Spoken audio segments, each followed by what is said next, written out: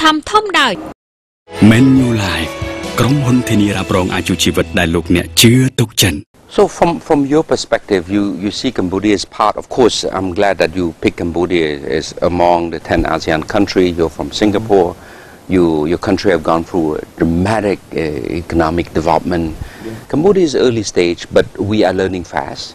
And I think with the sort of knowledge transfer, technology transfer, but personally as a person, the exchange of your experience is very powerful.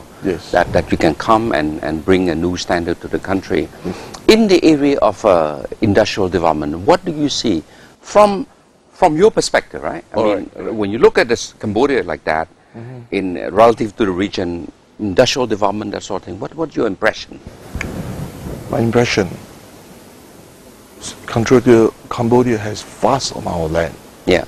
And basically the infrastructure is relatively good. Yes. If we are able to plant a certain industrial standard in a certain area, that will definitely encourage a lot of foreign investment. Because as a foreign investor, what's the feeling before I come to a country? Yeah. If I can get the necessary labor at the necessary cost, relatively lower cost, and political stability, and infrastructure, and the standard of the quality of industrial building development. And I have done that a few in Singapore. And I know, for example, my development in Naga, next to Naga Hotel, the kind of grade A office that I'm going to provide. I know what is needed to be in the office so that when a foreign company come in, he doesn't have to seek because of how to put that in. You see, so I can transfer the kind of experience I have in Singapore, you know, into Cambodia. Which is highly regulated. Yes. Very high standard. Very highly regulated. On safety, on the structural integrity, even to the space, you know, of how much, you know, that you need to allocate for walking corridor area. Maximization of space. Things like that. And I think industry is one of the cornerstone development for Cambodia. Because if you want to, again we go back to the educational part of it. If the Japanese are coming, the Korean or the rest of the world are coming, not only they will bring their own form of expertise, they cannot bring their whole company here. They still need labor here, right? Exactly. And they will have to provide training, you know, for fellow Cambodians. You know, and I think this will be good for the country, you know, in the next few years. If you give them a proper industrial setup, building setup in a certain area. I mean, with maybe special economic advantage, which will not be wrong, will not go wrong, because as you go along, life will improve. So is the quality. And when all this start improving, so is the aspiration of the people. Right? A few years from now, it will be 2015, a lot of people mention that they're a bit skeptical that the ASEAN Economic Community will not be fully in place by 2015. To me, it doesn't matter. You know, a few months here and there behind, it doesn't matter. But the ASEAN Economic Community is coming. It's like a train. It left a station already. It stopped here and there, a little bit delay, but it'll be there. To me, this is where another changing dynamics of the development. Cambodia will not be the small Cambodia anymore. It's no different than Singapore. It's not the small Singapore because you're so globalized. The world, the region is your home. I see Cambodia in that context that we are in a subcontinental greater Mekong sub-region. We're between Vietnam, 80-some million, Thailand, 70-some million. We're right there at the crossroad. Business will cross. But to me, the fact that you mentioned that if Cambodia can elevate its industrial standard to the point that the Japanese feel comfortable, the Korean feel comfortable, the American feel comfortable, that's when you attract the investment. And this is where I see, you know, the opportunity for Cambodia to skip the learning curve.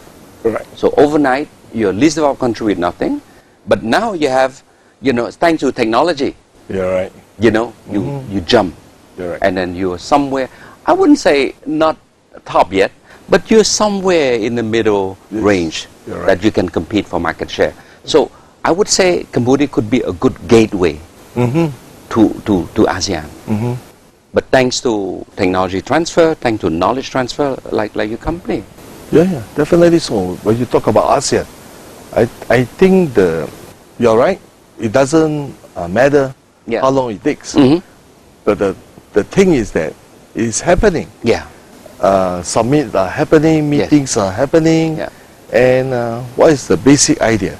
The basic idea is that to integrate the 10 countries together in economic exchange, in trading exchange, in knowledge exchange. And Cambodia is part of it.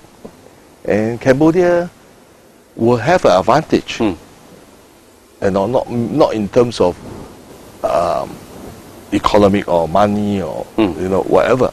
But in terms of you're part of it, you will have to grow because everybody will be inter-exchanging a lot of knowledge. And people will come here because this is part of the world that labor is still at relatively low cost. And I think the important thing now is about education. Indeed. You know, my friend, there was a survey done on the English literacy. You know, Cambodia, we're not like Singapore, Malaysia, where English is a spoken language of the day. But the survey is that compared to a few countries in the region, our English literacy is very high. Because we're small, so we have to deal with foreigners all the time, right?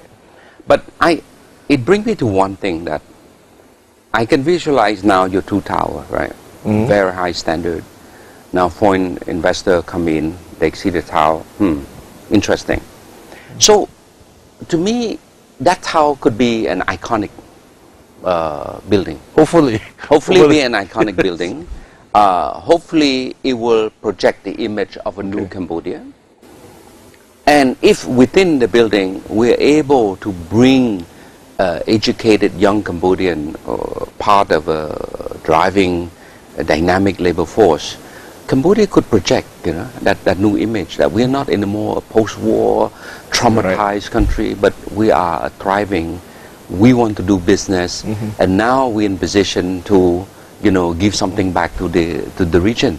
And I think it's important that we cross that mindset, not just being a recipient of aid, of help.